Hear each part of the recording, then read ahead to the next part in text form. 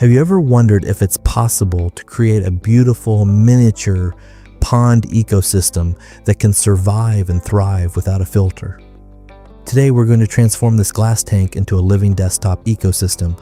Not only will it look like a tiny natural pond, but later we'll also introduce some small aquatic residents and observe how the ecosystem evolves over the next 120 days. Let's begin. Before building, I spent a lot of time imagining what this ecosystem should look like. I wanted a scene that resembles a natural pond hidden deep in nature, with tree branches emerging above the water, while dense aquatic plants grow beneath the surface. The goal isn't just to create an aquarium, the goal is to create a balanced ecosystem. So let's start with the hardscape.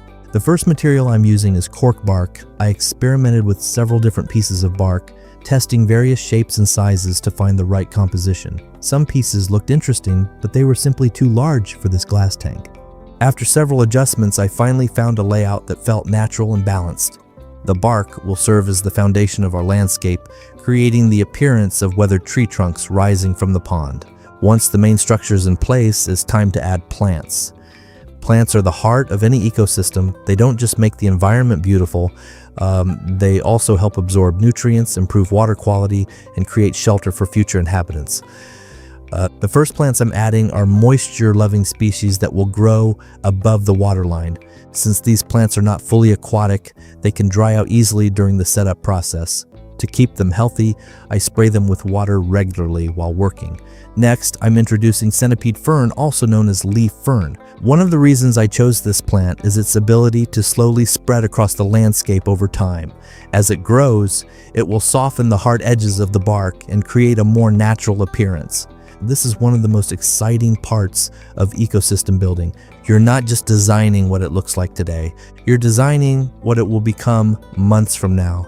In the center area of the landscape, I want to create a focal point using small aquatic plants.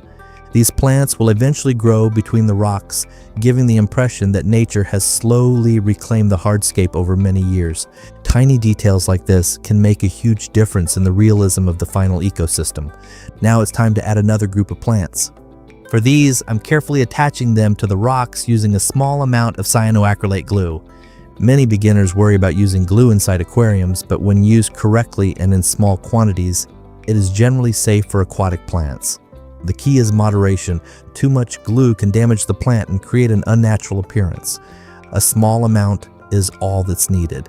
Next, I'm attaching a Nubia species to some of the branches. These plants are perfect for natural ecosystems because they grow slowly, require very little maintenance, and can thrive in a wide range of conditions.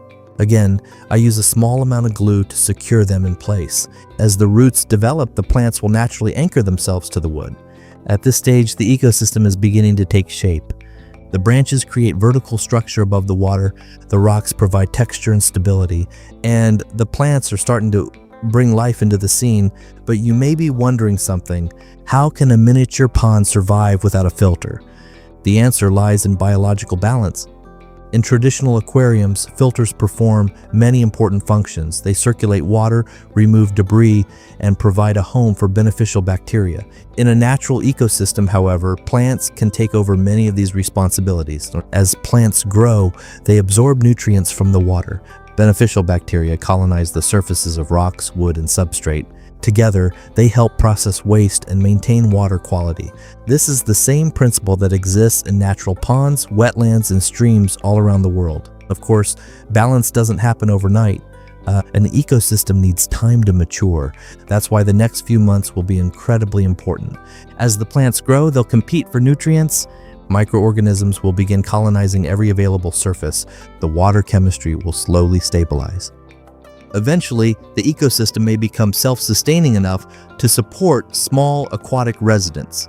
But nature always has surprises. Some plants may grow faster than expected, others may struggle. Algae may appear, new organisms may emerge. That's what makes ecosystem projects so fascinating. You're not controlling every detail. You're creating the conditions for life and then watching nature do the rest. For now, the construction phase is complete. The miniature pond is planted, the landscape is established, and the foundation of the ecosystem is ready. Over the next 120 days, we'll observe how this tiny world changes.